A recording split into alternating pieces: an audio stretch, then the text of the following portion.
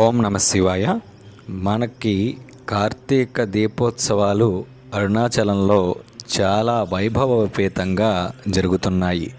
మనం ఎప్పుడా అని ఎదురు చూస్తున్న కార్తీక దీపం రేపు అంటే డిసెంబర్ 3వ తారీఖున అరుణాచలగిరిపై వెలిగించనున్నారు. ఆ దీపపు 1000 మీటర్ల కళత్వస్త్రాన్ని నిన్న అంటే డిసెంబర్ 1వ తారీఖున ఆలయంలోనికి తీసుకువచ్చారు.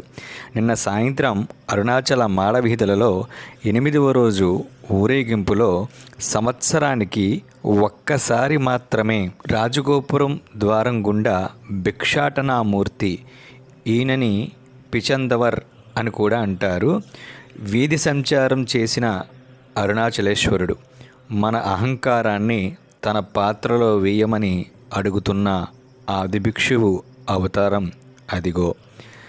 నిన్న ఉదయం అరుణాచల మాడవీధులలో పంచకళ్యాణి రథంపై అంటే వాహనంపై చంద్రశేఖర్ స్వామిని, అదేవిధంగా పంచమూర్తులని మాడవీధులలో ఊరేగించడం జరిగింది.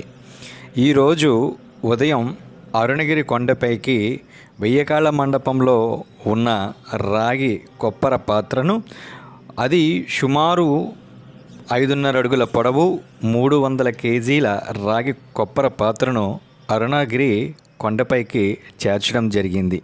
ఆ వీడియో ఫుటేజ్ ఇది. ఓం శ్రీ అరుణాచలేశ్వరాయ నమః.